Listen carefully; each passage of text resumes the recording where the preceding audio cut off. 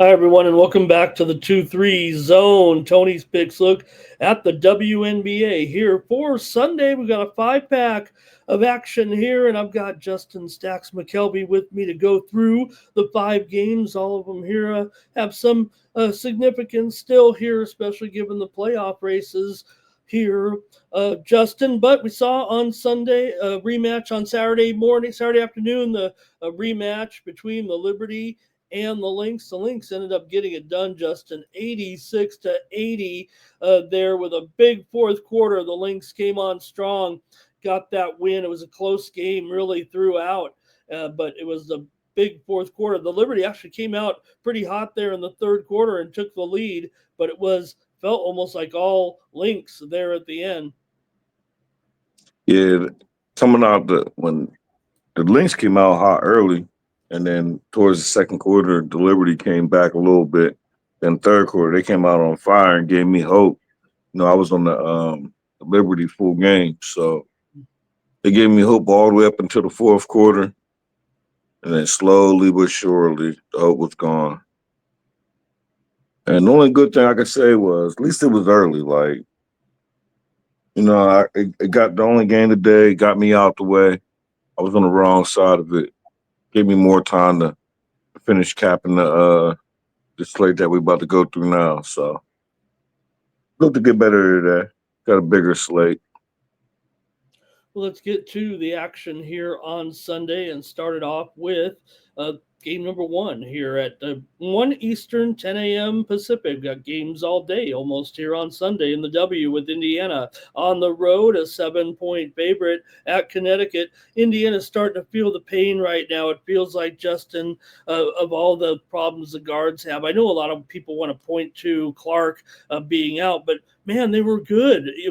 They were fine without Clark there while she was still nursing the injury. But now all of a sudden they've had a couple of guards go down. They've had to pick up a couple of guards to take to fit in basically with this lineup. Now Indiana's lost 4 of 5. Meanwhile, Connecticut, coming off that win, did a nice job there to beat Chicago. I mean, you can only beat who you got to beat, and I think they've asserted themselves as a better team than Chicago right now. I mean, I know those are the worst teams, but the way Connecticut played in that game, yeah, they were at home, but I'll take them over Chicago right now. Anyways, Justin, Indiana's favored by 7 on the road, 165.5. Yeah, this isn't the first time these teams done met. And it seems like they just keep going back and forth, back and forth. But with the Fever coming off that loss, I expect them, you know, the offense to be rolling. The Connecticut Sun, they score a little bit. I don't expect them, but they don't play no defense. Like, when they're at home, when they're on the road, they don't play no D. I'm not on Camilla props no more. I'm done with that. So, not Camilla, I mean Tina Charles, my fault. I'm not on her props, but who I am on, I got 165 and a half when I got I'm on the over. I think the Fever going to do a whole lot of scoring coming off that loss. Connecticut, they're going to play their part. They don't, what I mean? They if I could get 75 out of them, 75 to maybe 80, I'll be all right. So I expect them to keep it close. So give me the Fever Sun over 165 and a half minus 110. Yeah, if they score Oh, 75 or I did 80, say over, right? yeah, over you said there Okay. in that one. And if they get over 75 or 80, Connecticut's going to be in this game, I would think. Now, you're right. They did meet already. And in fact, Indiana kind of clubbed them in a couple of the games, but they were laying too many points at that time. And Connecticut actually got the money. I think Connecticut's actually covered them all this season between the two teams. But in those, to be fair, Justin, they at that point, that was when Connecticut was in a bad way, and Indiana was they were looking pretty good. They're still fine here, I think, in the playoff positioning. We're down to the final 7, 8, 9 games for these teams, but it did feel like at that time Indiana was a 15-point favorite. They won by they're an 18-point favorite. They won by 17. They were a 15-point favorite. They won by 8. So I'm going to go ahead and take Connecticut here. They're just a little bit of life here right now, and maybe Connecticut can get out of the bottom of the standings. Or a game and a half behind Chicago. That doesn't matter. But I'm going to take Connecticut. Indiana still trying to, basically feel their way out of this right now without Clark in the lineup, having lost also McDonald in there. So give me the Sun here plus 7. Justin says go over 165 and a half. Next up is the LA Sparks on the road taking on Washington. Man, things are looking so good for LA these days. They're a road favorite over Washington, but it is should be noted, Justin, that Washington appears to be taking the number here. LA opened around a 6-point favorite. They're down to 4 when we shot this video. Total 169 and a half here. We know LA goes over all the time. And for Washington, they're coming off of a win too. LA, of course, beat Dallas and got the money last time out. Washington, remember, beat Indiana 88-84 there on Friday night. So Justin, LA, a 4-point favorite here, 169 and a half. And should be noted, we kind of been talking about LA's surge to the playoffs. They're not in right now, and the Mystics are in 10th. This almost feels like the loser is going to have their work cut out for them to catch even Seattle. Seattle finally got a win. Yeah, one thing we noticed, people are going to be thinking about the Mystics going to have a letdown after they beat the Fever.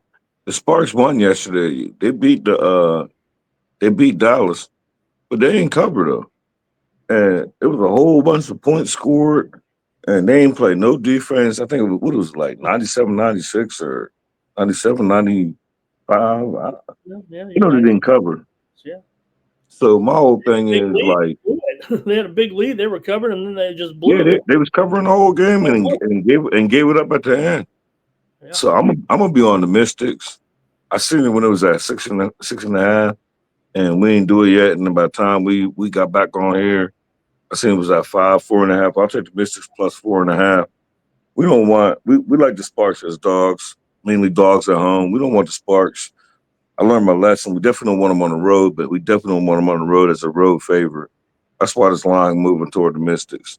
I ain't sprinkling nothing, but I'm definitely on Mystics plus 4.5. I feel like they're playing pretty well. I've been noticing these comebacks the Mystics have in the second half. They're really strong on coming back, and they've covered 3 of their last 4 as well with those wins over Indiana. You mentioned, remember they beat Dallas, and for LA, their win there, they were 5.5-point favorites, and they led by much more than that. And Washington and Dallas just kept coming back. Now, LA has won and covered both meetings this season, including 93-86 here back on July 22nd. That was another high scoring game. Both of them did go over this season. Very similar number here. I'm going to go over again with LA and Washington. Justin says take Washington plus the points here, plus 4 on Sunday.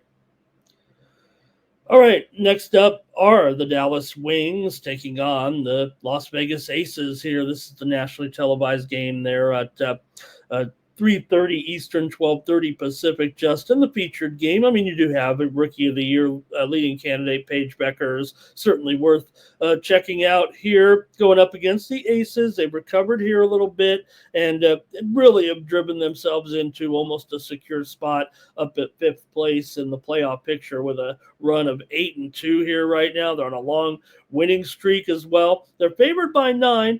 Dallas, they did lose last time. We'd mentioned, of course, the loss just moments ago by 1 point to LA, but before that, they beat Indiana on the road 81-80. So they have shown some signs of life. Dallas isn't going to make the playoffs here at this time, but they're getting 9 points here, Justin. The total 170 and a half.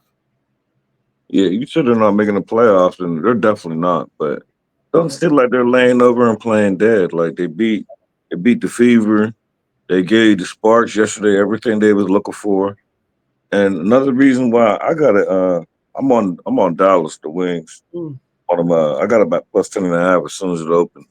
I felt like that was way too high. We just seen this game not long ago, and the Aces won by like 26 or 20 something. It was like one something to 80.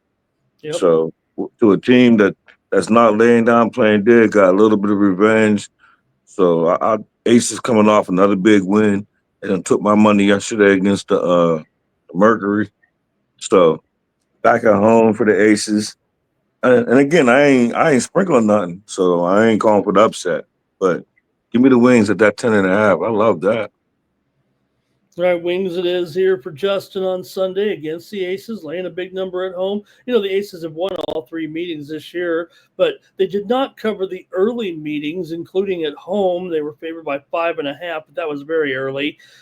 We're still trying to figure out if Dallas had much to go this year. Then the Aces won 90 to 80, 86, I think it was, and they did not cover at Dallas back in July, but you mentioned that last game blowout there for the Aces at Dallas. So in this one, I think I'm going to go over. I mean, all three. This series always goes over, Justin. You can go back the last 2+ seasons here, and this is a strong over between these two teams. It's almost been over every time. It's been over all three times this season. It seems to be going up here as I'm talking right now, so better get on it here. I'm going to go over 170.5 with Dallas and Las Vegas. Justin says take the wings here plus the points on Sunday. All right, real good one here with Phoenix on the road at Seattle. We saw Seattle prevail, Justin, on that Vancouver court on Friday night and got that win, that losing streak stopped. Very important win there for Seattle because I had been saying they feel like they're the team that's slipping out of the playoffs. As of now, they're in.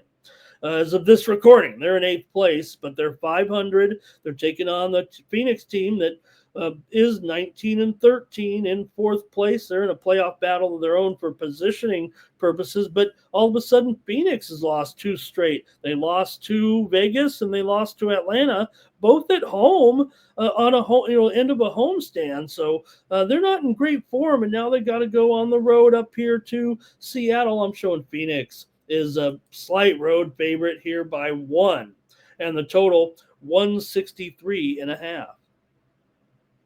And when I look at this, obviously I was a day early with the Storm team, and it's just wild that I was on the Storm, then they lost, then they came back and beat the Dream yesterday, and I wasn't on them. I wasn't even on that game on the side.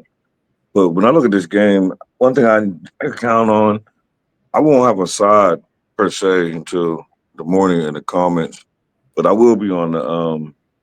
I'm looking for a number. I won't probably have an official number until after the show, but with the total at 163.5, I'll be on the Phoenix Mercury team total over. Mm. And I'm guessing it's gonna be around 82, 81.5, 82.5, somewhere around there because they favored by 1.5. So it's probably be like 82.5 to 81.5 for the Storm. So anything under 82, 83.5, 80, 84.5 would be my max. They're gonna sniff 85. Seattle don't play no defense. They coming back from Canada, which ain't a far trip, but back and forth, back and forth. I don't expect them to play no defense. They don't play no defense anyway. Mercury off back to back losses. I don't know who's gonna win the game as of right now. I'm gonna dig more into after the show, but I count on the Mercury to score. So Mercury team total, whatever the best number you get, that'll be my best bet for the show.